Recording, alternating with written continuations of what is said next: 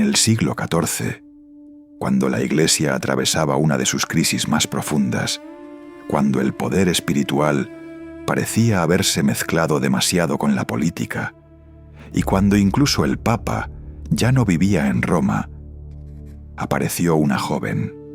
No era noble, no tenía educación formal, no tenía autoridad oficial, y sin embargo, escribió cartas al Papa, corrigiéndolo, aconsejó a líderes políticos, como si fuera una embajadora, y afirmó, sin titubear, que estaba unida en matrimonio con Cristo. Su nombre era Catherine of Siena. Y lo que estás a punto de escuchar no es solo una historia de santidad, es una historia de poder invisible, de autoridad espiritual y de una verdad que muy pocos se atreven a decir. Dios no siempre elige a los preparados, elige a los disponibles. Pero para entender por qué una joven de 23 años se atrevió a hablarle al Papa, tenemos que regresar a un momento incómodo de la historia de la Iglesia.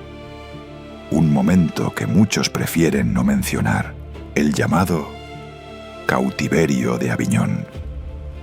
Durante casi 70 años, los papas no vivieron en Roma, sino en Aviñón, en Francia. Allí, rodeados de influencia política, lejos del corazón tradicional de la Iglesia, muchos comenzaron a cuestionar su autoridad espiritual. Roma estaba vacía, la Iglesia estaba dividida y la credibilidad estaba en crisis. Fue en medio de este caos donde Catherine creció. Desde muy joven experimentó algo que ni siquiera sus contemporáneos podían comprender del todo: una vida interior intensísima. No buscaba protagonismo, no buscaba reconocimiento. De hecho, hizo todo lo contrario. Se retiró, se escondió, vivió en silencio. Pero el silencio no siempre es ausencia de acción. A veces es preparación. Catherine comenzó a vivir una vida de oración profunda, casi radical. Ayunaba, meditaba y poco a poco afirmaba recibir una dirección interior que no provenía de ella misma. Para muchos, esto era sospechoso. Para otros, era signo de algo auténtico. Y aquí es donde la historia da su primer giro inesperado. Porque esta joven, que no tenía estudios universitarios, que no pertenecía a ninguna élite intelectual, comenzó a dictar textos de una profundidad teológica impresionante. No escribía con su propia mano, dictaba. Personas educadas escribían por ella, y uno de esos textos cambiaría la forma en que la Iglesia entendía la relación entre el alma y Dios. El diálogo de la divina providencia. En este texto, Catherine no habla como una filósofa, habla como alguien que ha experimentado lo que describe. Describe a Dios como un padre, pero también como un fuego. Habla del alma como alguien sediento, buscando unión. Y sobre todo, insiste en algo radical: el conocimiento de Dios. No se aprende solo en libros, se vive. Y aquí hay una verdad incómoda, especialmente para nuestra cultura moderna. No todo conocimiento es intelectual. Hay un conocimiento que transforma. Pero si esto fuera todo, Catherine sería recordada solo como una mística más. El problema es que no se quedó en lo espiritual, entró en la política, y no de forma indirecta, directamente. En ese momento Italia estaba fragmentada, ciudades enfrentadas, conflictos constantes, y la Iglesia, lejos de unificar, parecía debilitada. Fue entonces cuando Catherine tomó una decisión que nadie esperaba: escribir al Papa, no con tono sumiso, no con miedo, sino con una claridad que hoy incluso incomoda. El Papa en ese momento era Pope Gregory XI, y Catherine le escribió algo que, para una mujer de su época, era impensable, le pidió que regresara a Roma, no como sugerencia, como urgencia espiritual. Le habló de su responsabilidad, le habló del escándalo de su ausencia, le habló como alguien que se siente enviada. Ahora detente un segundo y piensa esto con calma. Una joven sin poder, sin título, sin cargo, le está diciendo al Papa lo que debe hacer. Esto no es solo valentía, esto es otra cosa. Y aquí es donde muchos historiadores coinciden en algo fascinante.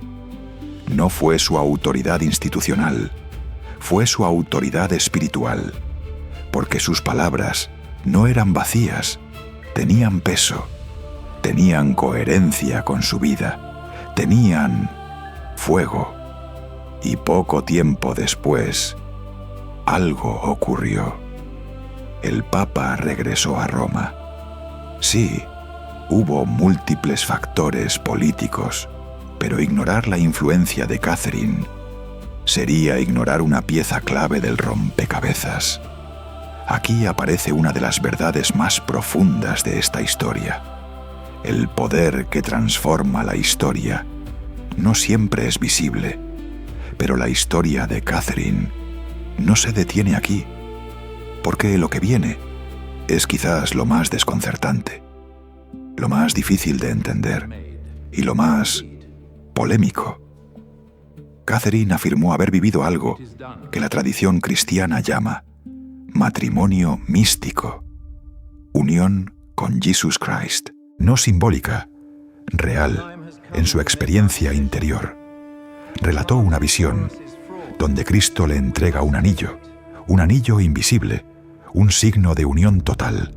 Ahora, desde fuera, esto puede parecer extraño, incluso incómodo, pero dentro de la teología mística, esto tiene un significado profundo. No habla de romanticismo humano, habla de entrega absoluta, de una relación donde el alma ya no se pertenece a sí misma. Y aquí está el giro narrativo que hace esta historia tan poderosa. Catherine no se volvió menos activa después de esto. Se volvió más, porque cuanto más profunda era su unión espiritual, más fuerte era su acción en el mundo. No escapó de la realidad, la transformó. Y eso rompe completamente con la idea moderna de que la espiritualidad es algo privado. Para Catherine era todo lo contrario, era lo que impulsaba todo. Pero aún falta una pieza, una de las más debatidas, una de las más virales. Incluso hoy, los estigmas. Se dice que Catherine recibió las marcas de la pasión de Cristo, pero no visibles. Ella misma afirmaba que eran invisibles, un fenómeno que desconcertó a muchos. Sugestión, experiencia espiritual auténtica, lenguaje simbólico. La Iglesia fue prudente. Nunca basó su santidad únicamente en esto. Y aquí hay una lección importante. La fe cristiana no se construye sobre fenómenos extraordinarios. Se construye sobre la verdad, vivida. Pero esos fenómenos abren preguntas, y las preguntas atraen. Por eso, esta historia sigue viva. Porque no es cómoda, no es simple, y no encaja fácilmente en categorías modernas. Pero lo más impactante de todo aún está por venir. Porque siglos después, la Iglesia tomó una decisión que sorprendió incluso a los expertos.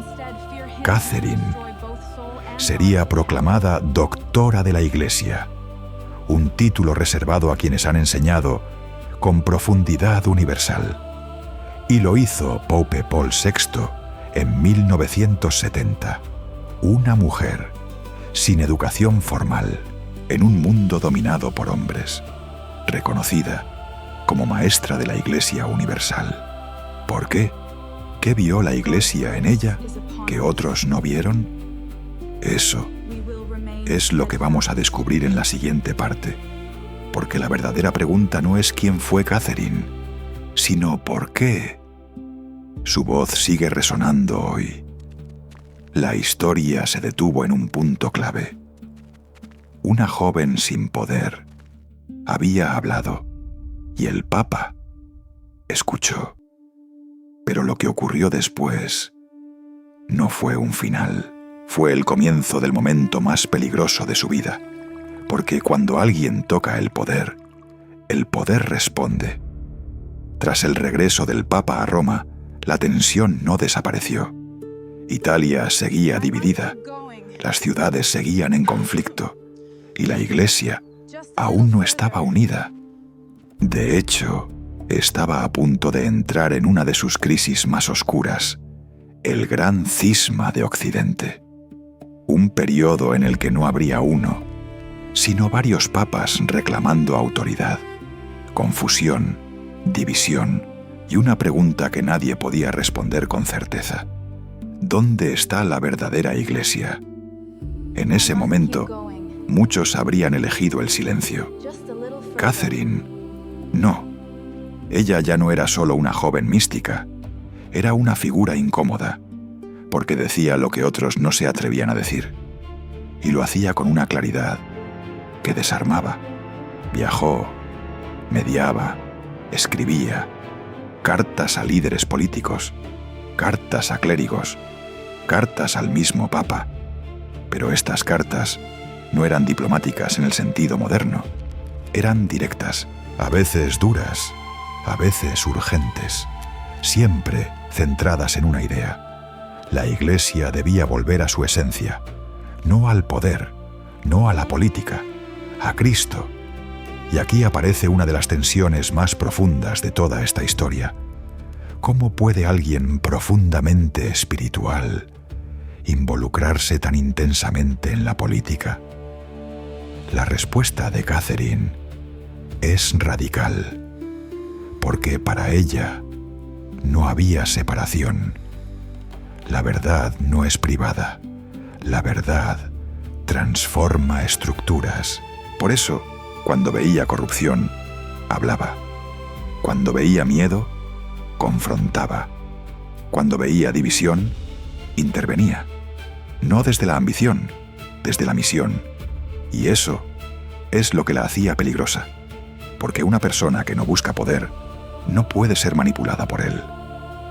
Pero su fuerza no venía solo de su carácter, venía de algo más profundo, algo que ella misma describía como unión total con Jesus Christ. Aquí es donde la historia entra en su dimensión más misteriosa. Catherine no solo hablaba de Dios, decía vivir en Él. Relataba estados de éxtasis, momentos en los que su conciencia parecía trascender lo ordinario, y en esos estados afirmaba recibir claridad, dirección, verdad. Para muchos hoy, esto puede sonar inaceptable, difícil de verificar, incluso irracional. Pero en la tradición mística cristiana, esto no es desconocido. Es lo que se llama unión transformante, un punto en el que el alma ya no vive solo para sí misma, sino que participa de la vida divina. Y aquí aparece el elemento más polémico: los estigmas. Se dice que Catherine recibió las marcas de la pasión de Cristo, pero no visibles, invisibles. Ella insistía en esto, que no quería signos externos, que su unión debía permanecer oculta. Esto cambia completamente la narrativa, porque en un mundo donde los signos visibles generan credibilidad, ella eligió lo contrario, lo invisible. Y eso plantea una pregunta inquietante. ¿Puede lo invisible ser más real que lo visible?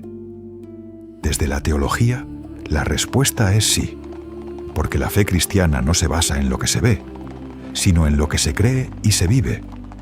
Pero Catherine no pidió que le creyeran, pidió algo más difícil, que observaran su vida. Y su vida era coherente, extrema incluso. ayunos prolongados, oración constante, entrega total, pero también acción. Y aquí es donde su historia alcanza su punto más alto, porque mientras Europa se fracturaba, mientras la Iglesia se dividía, ella seguía hablando, hasta el final. Murió joven, a los 33 años, la misma edad que Jesus Christ según la tradición, pero su muerte no silenció su voz, la amplificó.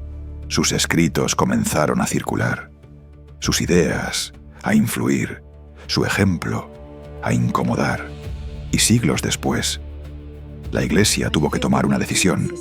No podía ignorarla, no podía reducirla a una simple mística, porque lo que había en Catherine era más grande, era enseñanza, doctrina vivida, teología encarnada. Por eso, en 1970, Pope Paul VI la proclamó doctora de la Iglesia, un título reservado a quienes no solo viven la fe, sino que la explican con una profundidad que atraviesa el tiempo. Ahora detente aquí un momento y piensa en esto con honestidad.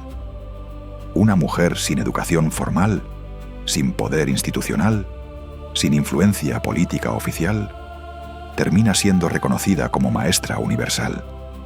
Esto no es solo historia, es un desafío, porque rompe nuestras categorías. Nos obliga a replantear lo que entendemos por autoridad, por conocimiento, por impacto. Y aquí es donde esta historia deja de ser solo sobre Catherine y se vuelve sobre nosotros. Vivimos en una época donde la voz más fuerte no siempre es la más verdadera, donde la influencia se mide en números y no en profundidad, donde el conocimiento se acumula, pero no siempre transforma. Catherine propone algo distinto, algo incómodo, que la verdadera autoridad no viene de títulos, viene de coherencia, que la verdadera influencia no depende de visibilidad, depende de verdad, y que la fe, si es real, no te separa del mundo, te envía a transformarlo. Esa es la razón por la que su historia sigue viva. No porque sea fácil de creer, sino porque es imposible de ignorar, y tal vez esa es la verdad que pocos se atreven a decir, que el mundo no cambia solo con poder, sino con personas que están dispuestas a escuchar una voz más profunda y obedecerla, aunque nadie más lo entienda, aunque no tengan autoridad, aunque tengan miedo, porque a veces la historia no la escriben los que tienen el control, sino los que tienen el coraje de decir la verdad. Y Catherine of Siena fue exactamente eso. Y ahora quiero hacerte una pregunta, pero respóndela con total honestidad. Si tú hubieras vivido en esa época, ¿habrías tenido el valor de hacer lo que hizo Catherine of Siena? Escribirle al Papa, decir la verdad y enfrentarte a todo un sistema sin tener ningún poder. Déjame tu respuesta en los comentarios. ¿Crees que Catherine fue una verdadera enviada de Dios o simplemente una mujer extraordinariamente valiente? Quiero leerte. Y si este video te hizo ver la fe desde una perspectiva más profunda, no olvides suscribirte, porque en este canal no contamos historias religiosas superficiales, exploramos las verdades que incomodan, las que pocos explican y las que pueden cambiar la forma en que ves la historia y tu propia vida. Dale like si quieres más historias como esta. Suscríbete para no perderte los próximos episodios. Y comparte este video con alguien que necesite entender que una sola voz puede cambiarlo todo. Nos vemos en el siguiente video.